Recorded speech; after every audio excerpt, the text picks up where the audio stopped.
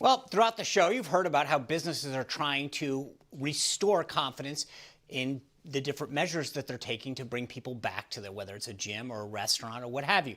And we just heard now from a winery who's trying to figure out how to do this at their establishment in this whole new normal. Well, one county, Modoc County in California, is reopening, check this headline out, despite the state's stay-home order.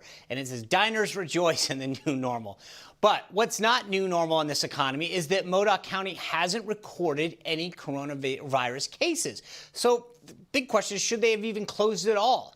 This comes as a battle erupts in California over whether to open up their economy, as frustrations mount in a number of the state's localities over the safest and, frankly, the quickest ways to get back to normal. After tensions boiled over after a Governor Newsom ordered all of the Orange County beaches to temporarily close. I'm sure it's a nice weekend. Here to talk about that and more, we bring in our company spokesperson for Turning Point USA, Rob Smith, and conservative commentator and host of The Daily Wire, Elisha Krauss. Welcome, guys. Thanks. Thank you. All right, guys. So we've been talking about this, about what it's going to take to get people to re-engage. And we just had these two pollsters on to talk about what people want to see. And one of the things that they mentioned is that people want reassurances. They want both the government and these businesses to give them a sense that it's safe to come back. So let me ask you, what would it take you individually to go back to a restaurant that you probably went to in the past? Rob, let me ask you first.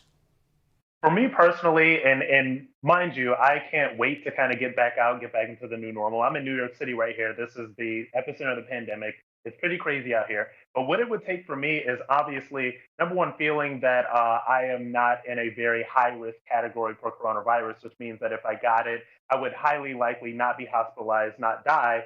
But I also want to see these people taking social distancing measures seriously, particularly when it comes to restaurants. I would more likely go to a place that is outdoors. I would more likely go to a place that has social distancing guidelines being put into place by the restaurant. I think that that would make me feel comfortable. I think that that would make more people that would engage feel comfortable. And I think that that's what the business owners need to do to make people feel comfortable enough to start patronizing them again. Elisha, would you sit at a bar?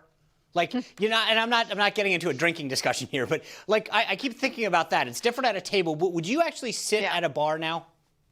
I don't know. I think that really, as we've seen statistically, people under the age of 40 are really likely to, if you get COVID, be able to recover well. I'm the mom of 3 girls. My mother-in-law has immune compromised issues, and we're taking things very carefully. So for her sake, I don't know that I would go out and sit at a bar. Would I personally like to? Yeah. But I think that we're now in this type of new world, crazy new world that we live in here in America, where people are going to have to make individual choices for what's best for them and their family. And in some ways, the government can and should regulate things safely. But as we've seen here in California, where I reside, just Newsom with this overreach is insane. Yeah. You know, Rob, you mentioned going to a restaurant. In one of the polls that we just shared earlier, it talks about, would you be willing to be swabbed or have your temperature taken if you went to a restaurant? 40% of people said they would. Would you be willing to do that? Would you be willing to, 1, get your temperature taken, and 2, the step further, I think, is getting swabbed? Okay, I would not be willing to get swabbed. That's a step too far. I would be willing to get my temperature taken because that is about public health. That's about the greater good. That's about kind of us being all in this together. And I think that that's a fairly appropriate way to gauge whether somebody does or does not have coronavirus, or whether they're asymptomatic or not. And I think that that would be appropriate for a public space. So I would absolutely be willing to get my temperature taken. Elisha, would you be willing to get your temperature taken or be swabbed? And if so, who would it be? Would you be okay if it wasn't a medical professional? I think that the temperature thing is something that we've seen done in Europe for a while. I know people that were traveling in Germany and Austria in late February, and before you could even enter their airports there, they have, laser technology that was able to take people's temperatures from a distance. I know that grocery stores here in Los Angeles have talked about doing that. If it's just the temperature, if it's from a distance, if it's on private property, you're giving them permission by, I think, being present. And if people were aware of that, that's fine. I am not okay with being swabbed. I'm the type of person that isn't going to even do 23andMe. okay. I think that that's definitely and not something I'm okay with just anybody having that information, and wouldn't trust that information being out there. Well, I'm with you. I'm with 23andMe. I got a whole nother China issue that we talked about last week, but I'm with you on that for a lot of reasons. The thing that I don't like is, I mean, even the temperature thing, I'm fine with it, just so we're clear on that. But what I do have a problem with, and I'm not a big government person, which I don't think any of us are. The problem I have is that who gets to determine what the, you go out, you're at a business meeting, and they've got some, janky little temperature thing that they pulled off the internet. That's now your guide. And I hate to say that I want government standards, but don't you feel a little awkward? You go out with a group of people, or for a business lunch, some guy puts a thing up and says, "I'm sorry, you can't come in." Now it's completely awkward. So I don't have a big problem with that, but I worry about the implementation of it, Elisha, that someone's going to stand there in the middle of your meeting and say, "Hey, I'm sorry, you got to leave because the little thing that we pull off the internet says that you're 1/10 of a degree up." Yeah, and I think that this is a potential problem, but I think as well, it's maybe potentially enforcing these things, so the people that do have a fever should be able to take their own temperature at home and hopefully force people to be responsible, right? This is the problem that we've seen with some of the extreme enforcements of wearing masks in public places, because the people that wouldn't wear the masks in public places, right?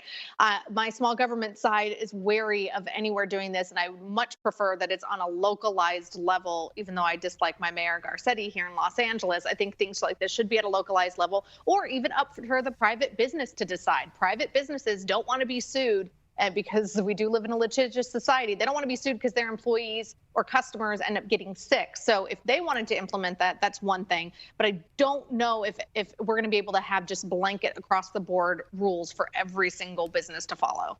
Rob, we're almost out of time, but I think one of the questions this begs is, who determines what the temperature level is that's too high? Is that the government? Yes or no? I believe that it is, and not just the government. I believe that the Centers for Disease Control should be in charge of saying, what the temperature level should be. And also, this is something that local governments can sort of figure out for themselves as well. Yeah, I think there's so much to break down. One of the things that we've seen flowing through all this is it's one thing if you can, it's another thing if you will, right? So we looked at all this polling, whether or not you should go to the gym, whether you should go to a restaurant, whether you should get on a plane, stay in a hotel. I think there's a difference between whether I can do it and whether I want to do it and when I will. So this is a great conversation, and I hope we can continue it sometime soon. Thank you both for being here. Thank you. Thank you. All right. Well, as always, I want to thank our company. We look forward to having them on again soon. But coming up, we're going to tell you who our good guys are for the week. That's right after the break.